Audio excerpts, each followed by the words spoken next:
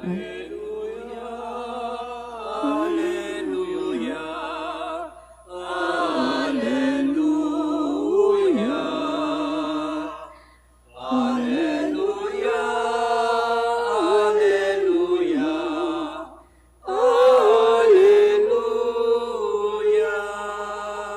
anak ng Diyos tayo sa salitang naging tao na naninirahan sa mundo.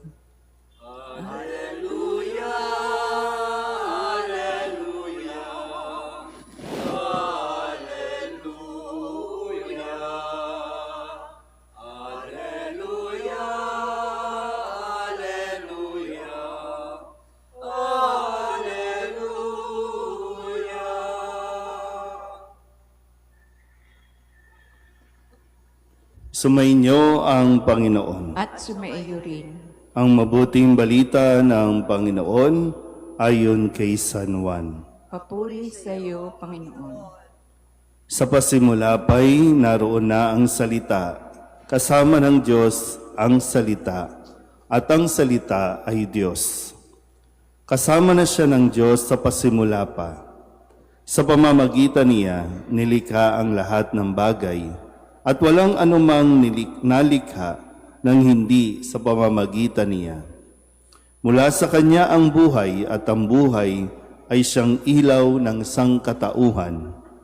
Nagliliwanag sa kadiliman ang ilaw, at hindi ito kailanman nagapi ng kadiliman. Sinugo ng Diyos ang isang tao na nagngangalang Juan. Naparito siya upang magpatotoo tungkol sa ilaw at manalig sa ilaw ang lahat dahil sa patotoo niya. Hindi siya ang ilaw, kundi naparito siya upang magpatotoo tungkol sa ilaw. Ang tunay na ilaw na tumatanglaw sa lahat ng tao ay dumarating sa sanlibutan. Nasa sanlibutan ang salita. Nilikha ang sanlibutan sa pamamagitan niya. Ngunit hindi siya nakilala ng sanlibutan. Naparito siya sa kanyang bayan, ngunit hindi siya tinanggap ng kanyang mga kababayan. Ngunit ang lahat ng tumanggap at nanalig sa kanya ay pinagkalooban niya ng karapatang maging anak ng Diyos. Sila nga'y naging anak ng Diyos, hindi dahil sa isinilang sila ayon sa kalikasan, ni sa pita ng laman o sa kagagawa ng tao. Ang pagiging anak nila ay buhat sa Diyos. Naging tao ang salita at siya'y nanirahan sa piling natin. Nakita namin ang kanyang kapangyarihan at kadakilaan, puspos ng pag-ibig at katapatan. Tinanggap niya mula sa Ama ang kapangyarihan at kadakilaang ito bilang bugtong na anak. Nagpatotoo si Juan tungkol sa kanya at ganito ang kanyang sigaw. Siya ang tinutukoy ko ng aking sabihin, ang darating na kasunod ko'y higit sa akin, sapagkat siya na bago pa ako ipanganak. Dahil sa siya'y puspos ng pag-ibig, tayong lahat ay tumanggap mula sa kanya ng abot-abot na kaloob, sapagkat ibinigay ang kautusan sa pamamagitan ni Moises, ngunit ang pag-ibig at ang katotohanan ay dumating sa pamamagitan ni Hesukristo. Kailanmay walang nakakita sa Diyos, subalit ipinakilala siya ng bugtong na anak. Siya'y Diyos na lubos na minamahal ng Ama.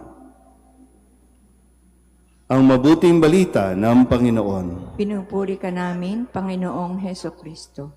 Isang mapagpalang umaga po sa inyong lahat. Merry Christmas.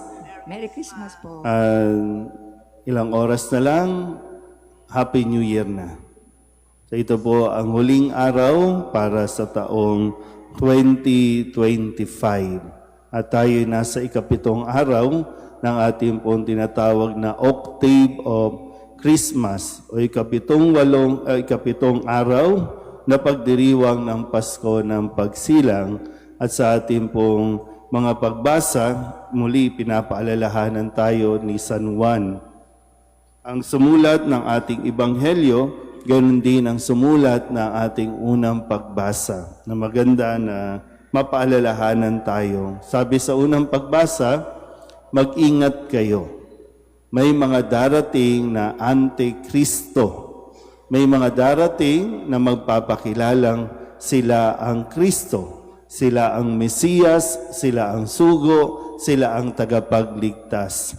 Pero sabi nga, mag-ingat kayo nang hindi kayo mailigaw o maligaw dahil sa inyong pinakikinggan o sa inyong maririnig sa mga susunod na araw. At pwede nga rin mapagnilayan, ngayong 2025, tayo ba ay naligaw dahil sa mga nagpapahayag at nagpapakilalang sila ang sugo, sila ang Mesiyas? Kaya nga maganda po na sa ating ebanghelyo, muli tayong ibinabalik sa umpisa na si Kristo, ang ating Panginoong Diyos, sa simula't simula pa, nariroon na. Siya ang salita na nagkatawang tao. Siya yung sinasabi ng lahat ng mga propeta.